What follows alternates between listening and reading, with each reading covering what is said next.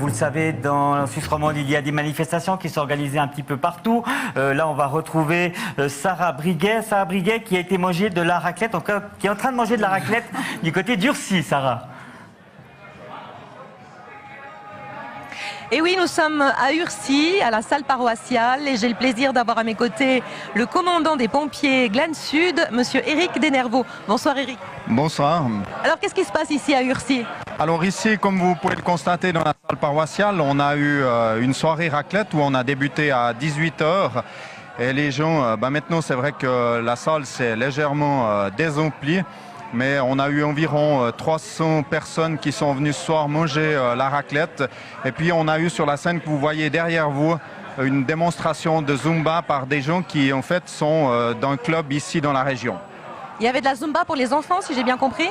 Exact, donc des enfants, les plus petits, ils avaient 4-5 ans certainement, et les plus grands avaient une dizaine d'années. Et puis ils ont fait durant 3/4 d'heure une démonstration de Zumba sur la scène derrière. Et comment on organise une soirée comme celle-ci? Il y a des bénévoles, évidemment. Alors bien entendu que ça ne marche pas sans les bénévoles, c'est l'esprit du Téléthon, bien entendu. Donc on a l'ensemble des pompiers qui participent ici. On a commencé à monter la soirée hier soir, ici dans cette salle. Et puis l'ensemble des pompiers ont donné un coup de main pour monter la salle, pour participer à la soirée. Et puis bien sûr, comme toute bonne soirée qui se finit, il faudra bien ranger demain. Évidemment. Donc ce soir, beaucoup de réponses présentes, beaucoup de dons. On sait déjà plus ou moins combien vous avez pu récolter ce soir? Oui, alors ce soir, un chiffre plus ou moins grossier, c'est entre 4 et 5 000 francs qui s'en iront pour le Téléthon, pour la recherche sur les maladies rares. Et vous, donc vous n'êtes pas nouveau dans l'organisation, donc on peut dire que cette année fonctionne tout aussi bien que les autres années?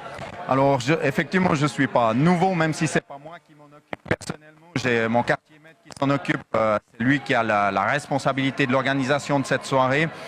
Mais je pense que, en tout cas, si on prend les 2-3 dernières années, on est plutôt sur une pente ascendante, tant au niveau de l'organisation qu'au niveau des bénéfices qui sont reversés à l'association du Téléthon. J'ai une petite question avant de vous quitter.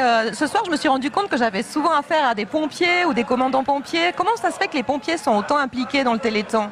Alors, c'est vrai qu'il y a, déjà, il faut différencier, on parle de la Suisse romande, les pompiers suisses romands sont très impliqués. Si vous passez, je dirais, puisque vous êtes de la télé valdo-fribourgeoise, dès que vous passez la Sarine sur la Suisse alémanique, il y a beaucoup moins de participation.